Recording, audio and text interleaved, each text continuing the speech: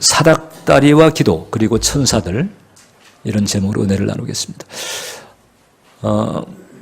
여러분 그 야곱 얘기를 기억하시죠? 야곱은 이삭의 아들입니다. 이삭에게는 이제 쌍둥이가 났는데 에서가 간발의 차이로 이제 먼저 나왔어요. 이제 야곱이 이제 동생으로 났는데 이 뭐 간발의 차이로 순서를 빼앗겼죠. 그래서 이 장자권에 대한 갈망이 늘 있었습니다. 장자가 아닌데 이 장자권에 대한 갈망이 있으니까 이제 이게 이제 복잡해지게 되는 거죠. 그 당시에 그 장자권은 상당한 축복이었습니다. 왜냐하면 한 가문에, 특히 이제 족장 시대의 그 가문의 장자에게는 하나님께 제사를 드리는 그런 의무이면서도 특권이 주어졌고, 또 우리나라도 이제 보통 그런 게 있잖아요. 그 예전에 보면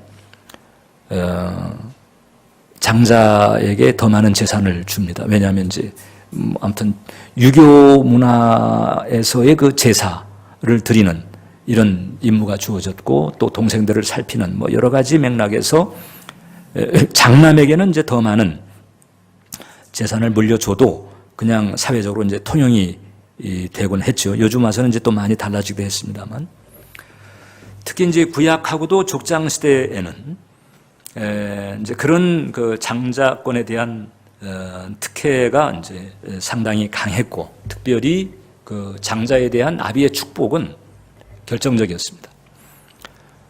그 노아라든지 이제 지금 이삭의 경우도 마찬가지인데, 그 자녀에게 어떤 축복을 선포하거나 혹은 예언을 한다든지 이런 대목은 아주 실체적 효과를 가지고 있었어요. 일단 한번 나가면 다시 돌이킬 수도 없고, 또 다른 자녀들에게 그것을 그대로 카피해서 줄 수도 없었어요. 그래서 지금 야곱이 나중에 결국은 나이 때문에 눈이 어두워진 아버지 이삭을 속이고 형이 받아야 될 장자권의 축복을 자기가 가로채잖아요.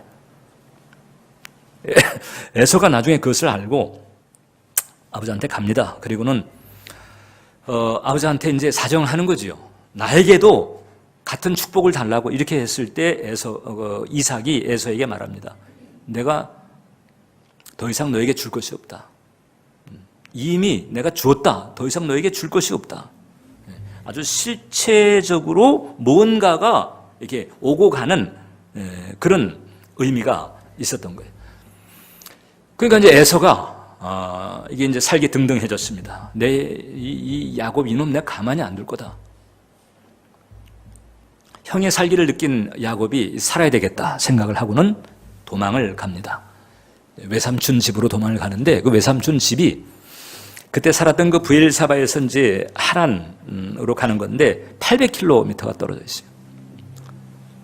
이 에서가 또 사냥을 잘하는 사람이라 얼마든지 말 타고 추적해 올 수도 있고 하니까 가급적 거리를 뛰기 위해서 부지런히 도주하다가 피곤해가지고 이제 한 처소에 이르러 루스라고 하는 곳인데 그곳에 이르러서 돌을 베개 삼아 잠을 자게 되는 거예요. 근데 그 잠을 자는 데에 기이한 꿈을 꾸게 됩니다. 그 꿈의 내용이 이제 창세기 28장에 나와요. 보면 한 곳에 이르러는 해가 진지라 거기서 유숙하려고 그곳에 한 돌을 가져다가 베개로 삼고 거기 누워 자더니 꿈에 본즉, 자, 잘 보세요. 사닥다리가 땅 위에 서 있는데 그 꼭대기가 하늘에 닿았고 또 본즉 하나님의 사자들이 천사를 말하죠. 그 위에서 오르락 내리락 하고 이런 꿈을 꿨어요. 사닥다리가 있는데 그 꼭대기가 하늘에 닿았어요. 근데 그 사닥다리를 통해 가지고 하나님의 사자 즉 천사들이 오르락 내리락 하는 모습을 본 거죠. 신비한 꿈이었어요. 더 나아가서 음성도 듣게 됩니다.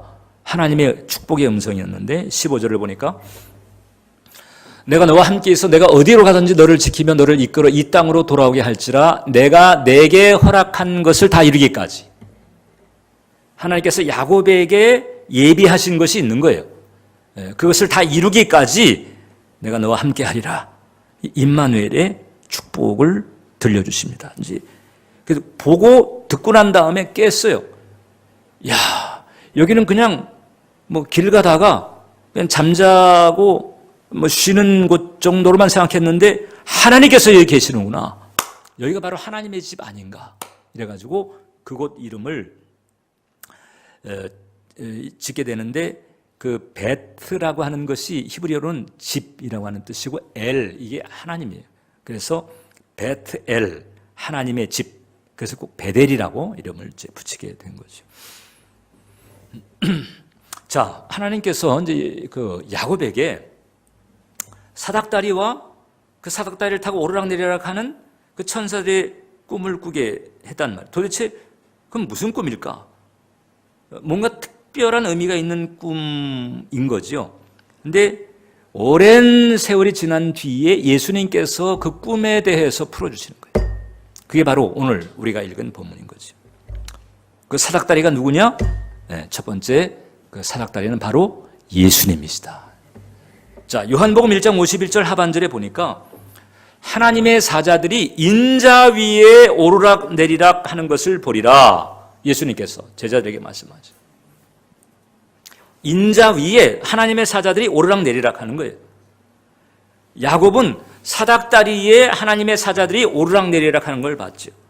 근데 예수님은 인자라고 표현했습니다. 여러분, 이 예수님께서 이 당시에 유대인들에게 하나님의 사자들이 오르락 내리락 하는 모습에 대해서 언급할 때는 그 당시 유대인들은 딱 저 야곱이 꿈인데 바로 알아요. 왜냐하면 유대인들은 어렸을 때서부터 우리식으로 이제 구약 성경이죠. 그네들은 토라라고 하는데 그 대목을 암송하다시피 성경 그때는 뭐 성경 책이 없었으니까 양가죽에다 썼죠. 그거는 뭐 돈 있는 집안이나 이제 그 보관할 수 있었지. 이 종이 책이 없었으니까. 그래서 성경은 입에서 입으로 암송하면서 구전으로 옮겨진다. 거의 암송 수준입니다. 그러니까 유대인들은요. 하나님의 사자가 오르락 내리락 한다고 저 야곱이 꾼 꿈인데 바로 아는 거예요. 그러니까 예수님께서는 그 야곱의 꿈을 인용을 하신 거죠. 그리고는 그 사닥다리가 다름 아닌 나다. 인자, 사람의 아들로 온 나다. 당신임을 밝히시는 거예요.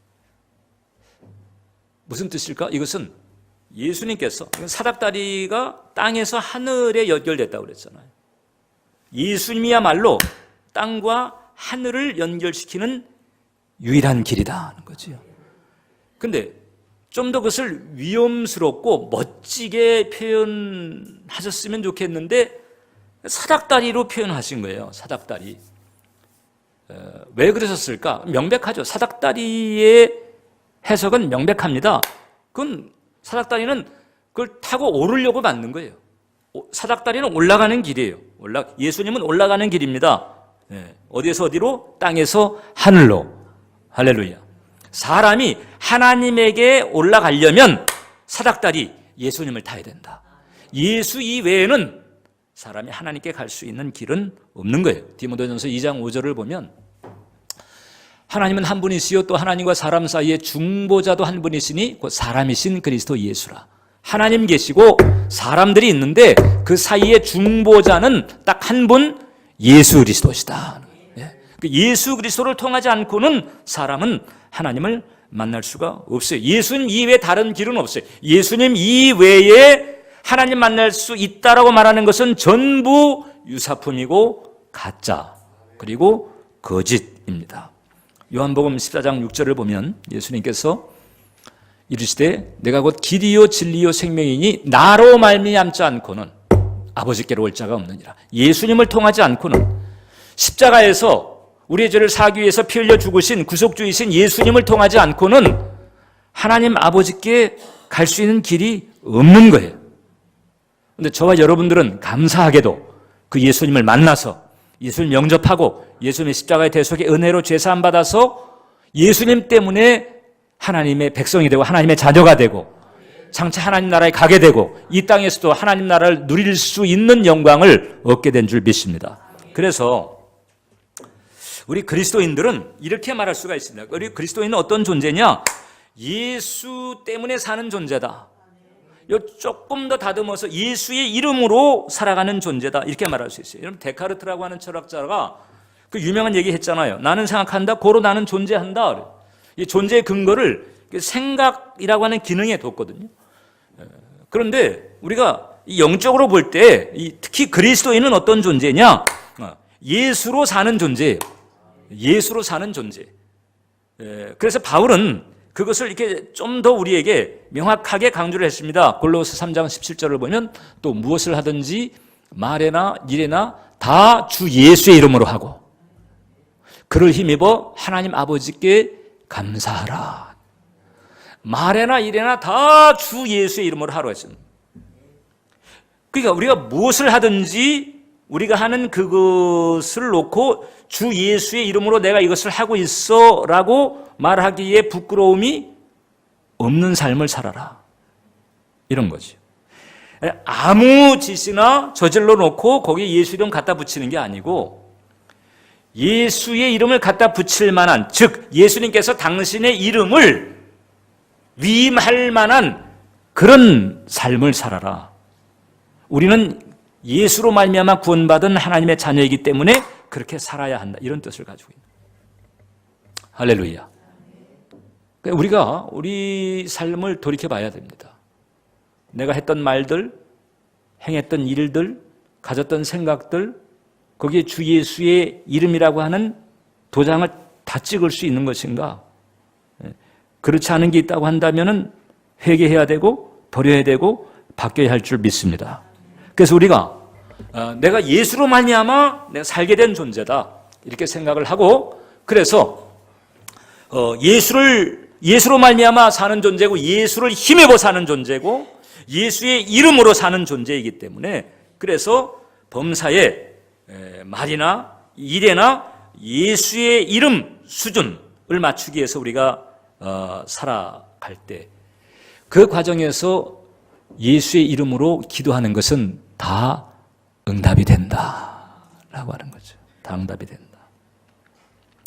요한복음 14장을 보면요, 기도와 관련해서 아주 기분 좋은 약속이 있어요. 너희가 내 이름으로 무엇을 구하든지 내가 행하리니 이는 아버지로 하여금 아들로 말미암아 영광을 받으시게 하려 함이라.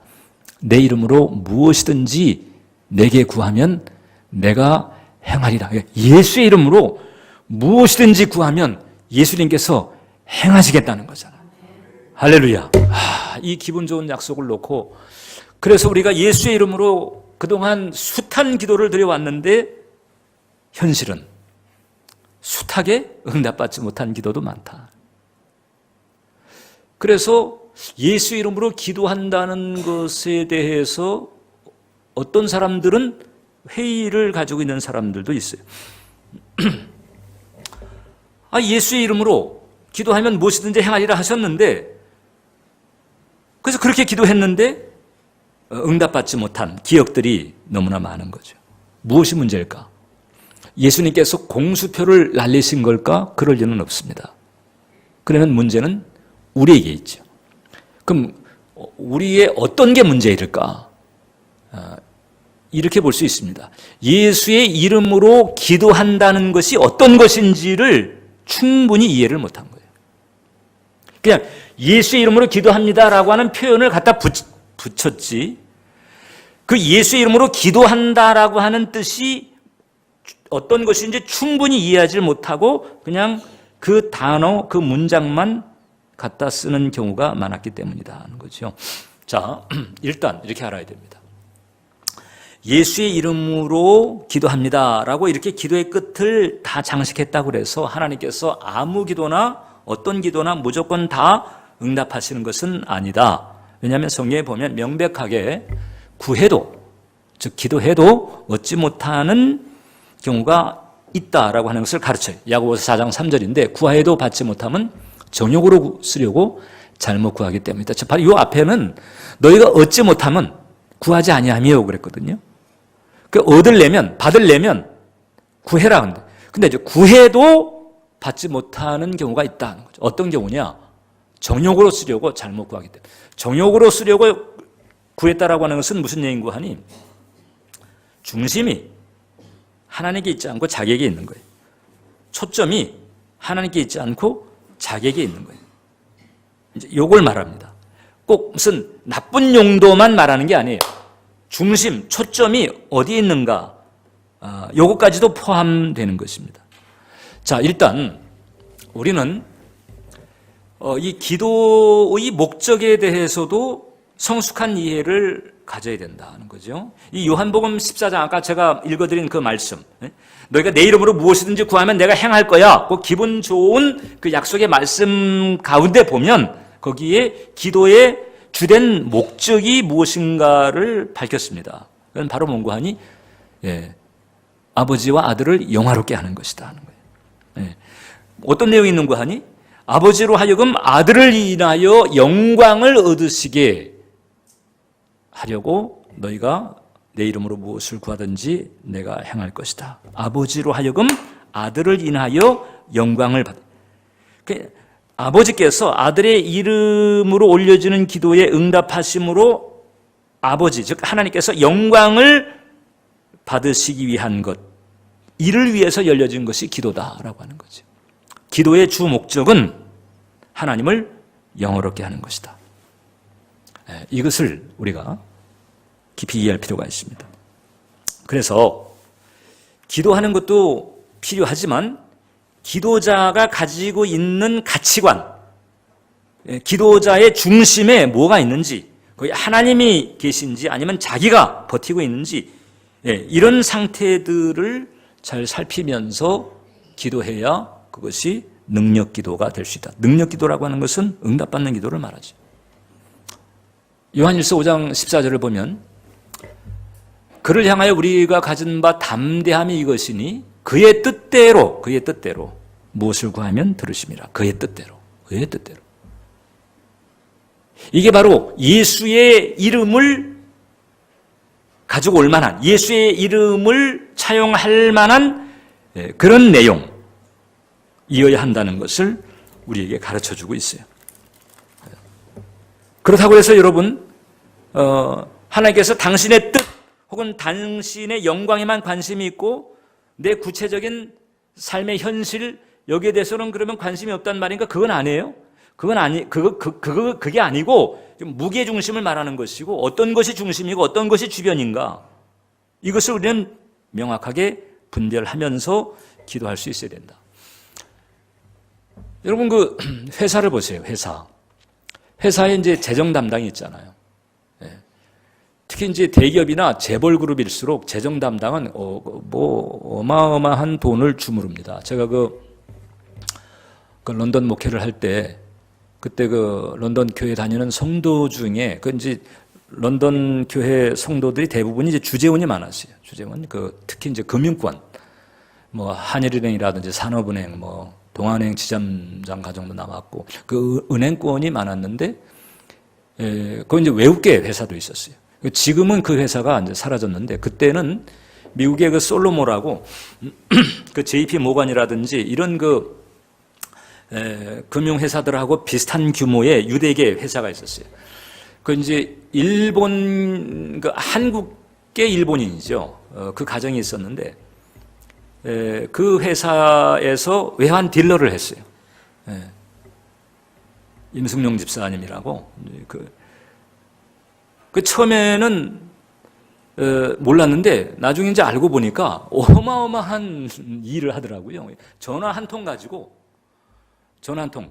지금은 이제 핸드폰이 이제 있잖아요. 그때는 그 핸드폰이 없던 시절인데 간혹 뭐 이렇게 교회를 오거나 어디 뭐 야외를 가거나 수련회 가다 보게 되면은 뭐 이렇게 군대에서 쓰는 워키토키 같은 것을 들고 다니면서 옆에 가지고 통화를 하고 막 그러더라고요.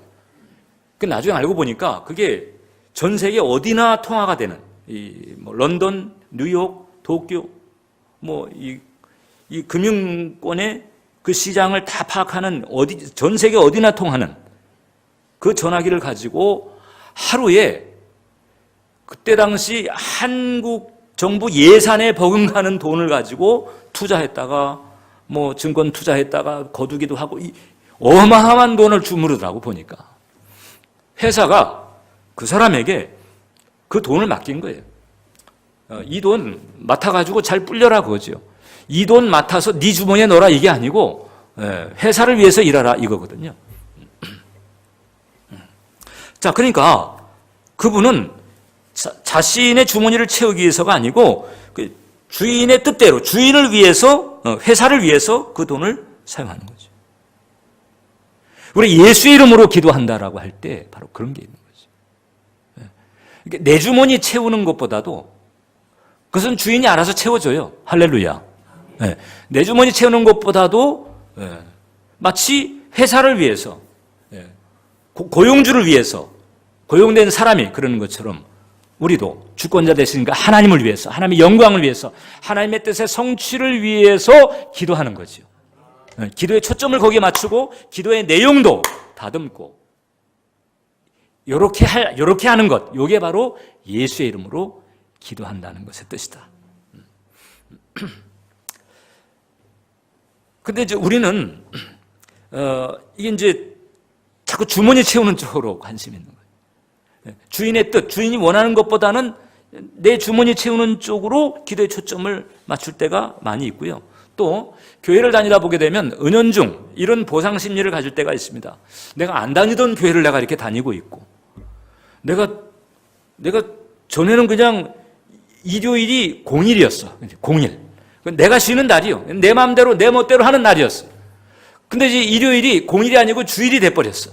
그래가지고 이제 교회를 다니고 또 교회 일도 하고 내가 전에 안 다니던 데를 내가 다니고 있고 안 하던 일을 내가 하고 있고 이 정도 내가 성의를 보이면 그 다음에는 주님께서 알아서 뭐 날 챙겨 주셔야 되지 않겠어? 이제 이런 생각을 하면서 기도 자체를 안 하거나 혹은 기도를 해도 그 기도의 내용과 기도의 초점이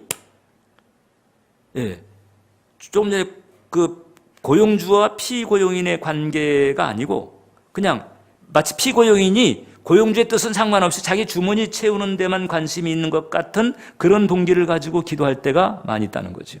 잘 분별해야 되는 거예요. 자, 그렇다고 해서 여러분 하나님께서 나의 현실과 나의 범사의 문제에 관심이 없느냐? 아니에요. 알아서 채워주십니다. 할렐루야. 또 어떤 경우에는 구하라고 하는 거잖아요. 병 들었으면 병 고침을 위해서 기도해라. 뭐 일상의 필요가 있다면 빵을 구하라. 하나님께서는 그렇게 하시잖아요. 그런데 요는 중심과 주변, 무게중심, 초점 이 부분은 우리가 확실하게 성경적으로 잘 분별하면서 기도를 해야 된다. 여러분, 이 기독교 회사에 있어서 기도의 스승으로 알려진 사람이 조지 밀러 목사님이에요. 자, 60여 년간 수많은 고아들을 하나님에게만 기도해서 필요를 공급받아가지고 고아원을 운영했습니다. 자, 보통 일반적으로 고아원이라든지 양로원 하는 분들이 어떻게 하는 줄 아세요? 여기저기 편지도 보내고 뭐 이렇게 하면서 자, 좋은 일 하니까 좀 도와주세요. 이렇게 한다고요. 보통 그게 상식이에요. 뭐 그게 나쁜 게 아니에요. 상식이에요. 좋은 일 하니까 누가 도와주지 않으면 그 고아원이나 양로원이 무슨 영리단체도 아니고 뭐 사업하는 데도 아니고 누군가 도와줘야 운영될 수 있는 데인데. 그런데 이 조지 물러 목사님은 고아원 운영하면서 사람들에게 도와달라고 하질 않았어요. 고아들이 있는데 먹을 게 없습니다. 좀 도와달라고 하지 않았어요. 그렇게 하면 도와주겠죠. 근데 그 길을 택하지 않았어요. 오직 하나님께만 기도하는 거예요. 그럼 그 하나님께서 사람들의 마음을 감화시켜서 알아서 그냥 도와줘요. 알아서 돈 보내고 알아서 빵 가지고 오고 알아서 도와주면서 60여 년간 애들에게 이렇게 필요한 것을 공급하면서 양육을 했어요. 그래가지고 5만 번 기도 응답 받은 것으로 이제 이렇게 계산이 됐단 말이죠. 5만 번 기도 응답 받았다. 그러면 그것은 이것은 하나님께서 이거 응답하신 거야. 내가 기도했는데 이거 하나님께서 이거 응답하신 거야 라고 이렇게 인정하고 간증할 만한 그 기도 응답을 하루에 2번씩 60년을 받아야 5만 번이에요. 대단한 거죠. 대단한 거예요. 그럼 어떻게 이분은 그런 경지에 들어갔나? 그런 경지. 사람한테 아쉬운 소리 하지 않고 그냥 원장실 문 딱 닫고 그다음에 무릎 꿇고 기도해가지고 피를 공급받는 거예요. 어떻게 그런 경지에 들어갔나? 처음에는 이분도 그냥 기도에만 올인한 적이 있었단 말이죠. 그런데 영 마음의 기쁨도 없고 만족도 없고 그 다음에 응답의 확신도 없고 막 이렇게 해가지고 어려운 시기를 지나다가 어느 시점에서 내가 뭐가 문제인가 이것을 깨달아게 된 거예요. 그리고는 그 과정을 극복하면서 그 다음에 그런 그 기도 영성의 경지에 들어갔다는 것이거든요. 그럼 어떤 그 극복 과정에서 어떤 깨달음이 있었는가? 그런 이런 얘기를 했습니다. 한번 보세요. 지금까지 저는 최소한 10년 이상 아침에 일어나서 바로 기도하는 습관이 있었습니다. 그러나 이제 저는 제가 해야 하는 가장 중요한 일이 하나님의 말씀을 읽는 일과 그것을 묵상하는 일에 자신을 드리는 것임을 알게 되었습니다. 그리고 이를 통해 제 마음 위로와 격려 그리고 훈계와 책망과 교훈을 받게 되었습니다. 그 결과 하나님의 말씀을 묵상하면서 제 마음은 주님과의 체험적인 교통을 갖게 되었습니다. 주님과의 체험적인 교통, 주님의 임재를 느꼈다는 거예요. 주님의 살아계심을 실감했다는 거죠. 그러니까 거기서 믿음의 배짱이 온 거예요. 그리고 하나님의 뜻, 말씀을 읽으니까 하나님의 뜻을 알게 되고 하나님의 뜻에 코드를 맞추게 되고 그리고 체험적인 소통을 통해서 하나님의 임재에 대한 확신을 가지게 되고 그러니까 이 사람들에게 손밀릴 거 없이 그냥 주인이신 하나님께 직접 부탁하자 이렇게 가버리게 된 거예요. 진짜 믿음의 배짱을 가지게 되더랍니다. 뭘 통해서? 하나님 말씀인 걸 통해서. 기도해야 돼요. 그런데 하나님의 뜻을 제껴놓은 기도가 아니고 하나님의 뜻의 코드를 맞춘 기도. 이게 묵상을 통해서 가능했다는 것이고 그 다음에 그 놀라운 기도 생활을 가지게 된 것입니다. 그래서 우리는 이 기도에 대한 성숙한 이해, 성숙한 변화가 필요하다는 거죠. 예수의 이름만 갖다 붙이면 되는 게 아니에요.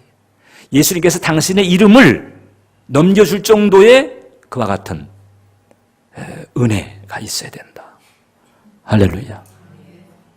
그리고 마지막으로 오늘 본문을 봤을 때 그러면 그 사닥다리가 있는데 그 사닥다리가 인자, 즉 사람의 아들로 오신 예수님이었어요. 근데 거기 하나님의 사자들이 오르락 내리, 그 천사들이죠. 천사들이 오르락 내리락. 오르락 내리락, 뭐 때문에 오르락 내리락 할까? 그럼 그냥 거기서 유산소 운동을 하나? 네, 그게 아니, 특별한 사명이 있는, 특별한 사명이. 그래서 예수님께서는 그 천사들이 오르락 내리락 하면서 무슨 일을 하는가에 대해서도 이제 말씀을 통해서 우리에게 깨우침을 주신 거예요. 어떤 일을 하느냐? 요한계시록 8장을 보면 또 다른 천사가 와서 제단 곁에 서서 금향로를 가지고 많은 향을 받았는데 이는 모든 성도의 기도와 합하여 성도의 기도와 합해가지고 보좌 앞에 금제단에 드리고자 하는 거예요. 누가? 천사가. 그 천사가 그 향로를 가지고 성도의 기도와 함께 천사의 손으로부터 하나님 앞에 올라간다. 이게 지금 요한계시록 말씀이에요. 이 구약시대만이 아니고 요한계시록 말씀이에요.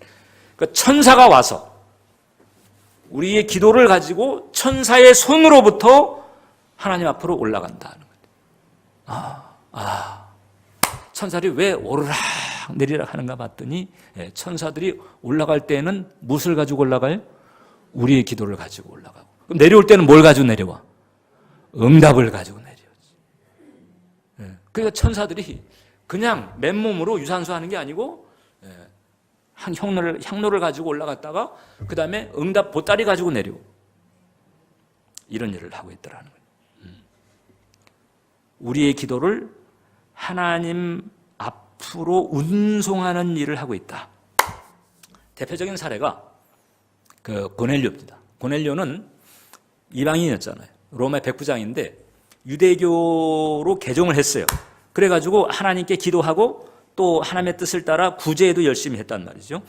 자, 이런 중에 하나님께서 이제 이방인의 세계에도 성령을 내려주시는 이 아주 놀라운 전환점이에요. 그런데 그 고넬료 가정을 택한 거예요. 그 고넬료 가정에 그런 축복을 주시기 위해서 그 전에 이제 천사를 보내가지고 미리 이제 노티스를 합니다. 천사가 고넬료 앞에 나타났어요. 사도행전 10장을 보면 고넬료가 주목하여 보고 이르되 주여 무슨 일이니까. 이게 이제 천사를 처음 보니까 이게 주님인지 뭐 어떻게 될지 몰라가지고 일단 만약에 주님인데 뭐 천사라고 했다간 혹시 또 심기를 불편하게 할 수 있으니까 일단 주여 불렀다고 것 같아. 천사가 뭐라고 그랬는 거 아니야. 너희 기도와 구제가 하나님 앞에 상달되어 기억하신 바가 되었다. 그래서 그냥 제 추정에는 이 천사가 어떤 천사인가 하니 고넬료가 기도할 때면 그 향로에다가 고넬료의 기도를 담아가지고 하나님 앞에 갖다가 옮겨놨던 그런 일을 했던 천사가 아닐까. 너의 기도와 구제가 하나님 앞에 상달되었다. 물론 하나님은 전지전능하시기 때문에 우리가 기도하면 바로 들으시죠. 그런 면에서 뭐 사실 천사의 액션이 없어도 우리의 기도는 하나님께 접수가 됩니다. 할렐루야. 그런데 영적으로 볼 때에는 이 성경이 분명히 얘기하고 있잖아요. 천사가 중간에서 역할을 하더라는 거죠. 천사가. 이런 프로세스가 이게 있다는 거예요. 성경 언급되어 있으니까. 그래서 그 고넬료 기도 담당 천사가 아니었을까 하는 그냥 제 추정이에요. 제 추정. 아니면은 최소한 고넬료의 기도를 운송한 적이 있었던 천사였든지, 고넬료의 기도와 구제를 아는 천사가 나타나서 이런 얘기를 해준 거죠. 여러분, 우리가 드리는 기도는 그냥 이게 독백처럼 맴돌다가 사라지는 게 아닙니다. 할렐루야. 하나님께서 들으시고, 우리의 작은 신음에도 귀 기울여 들으시고, 그 다음에 천사가 우리의 기도를 담아가지고 그냥 사닥다리로 부지런히 그냥 올라가는 거예요. 부지런히. 제가 이제 그래서 이 말씀 묵상하면서 제가 이 기도의 옷깃을 좀 다시 여미게 됐습니다. 왜 그런가 하니 천사가 그 향로를 가지고 올라가는데 그 향로에 아무것도 없어. 그럼 이제 주님이 그 천사에게 왜 거기는 향로에 뭐 아무것도 없냐 그랬더니 그 천사가 막 정 목사 요즘 기도를 안 해가지고요 뭐 담을 게 없었습니다.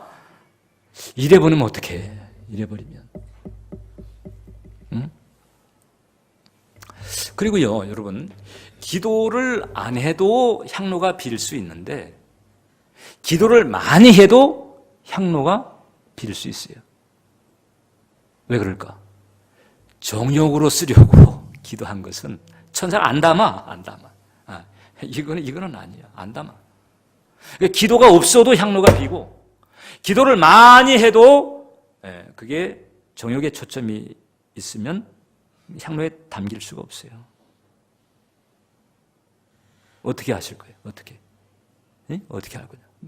천사들이 지금 여러분 딱 곁에 서가지고 향로를 들고 지금 이제 올라가는데, 지금 딱 기다리고 있는데, 아예 기도가 없거나 기도를 했는데 다 그냥 정욕에 초점이 있는 기도만 하고 있다 그러면, 그러면 천사가 챙길 게 없어요. 천사 챙길 게 없어요. 가지고 올라가는 게 없으면 내려오는 보따리도 없지요. 자, 그러니까 우리가 이 기도에 주의를 해야 된다. 할렐루야. 이 사닥다리와 그 사닥다리를 오르내리는 천사는 우리의 기도와 연관이 있다. 우리의 기도와 연관이 있어요. 자, 그러니까 우리가 기도를 제대로 잘 해야 됩니다. 많이 해야 됩니다. 할렐루야. 많이 해야 되고, 잘해야 되고, 제대로 해야 되고, 건성으로 하면 안 됩니다. 형식적으로 하면 안 됩니다. 정욕으로 하려고 하면 안 됩니다. 정말 하나님의 뜻에 맞춰가지고 하게 되면, 하나님의 뜻에 맞추면, 피고용이니 고용주의 뜻에 맞추면 고용주가 주머니는 알아서 채운다. 여러분, 대기업의 재벌그룹의 재정 담당이 돈이 없어가지고 그냥 가난에 찌들어 살게 하겠어요? 그 회장이나 사장이. 그랬다가 하는 배신 때리고 뭐 어떤 일을 벌릴지 모르지요. 알아서 채워주는 거예요. 알아서. 잘 채워줍니다. 더 신경 씁니다. 그런 은혜가 있다. 그래서 하나님의 영광과 뜻을 살피면서 예수의 이름에 합당한 기도생활, 예수의 이름에 합당한 신앙생활 가지게 되시기를 축원을 드립니다. 기도하겠습니다. 하나님.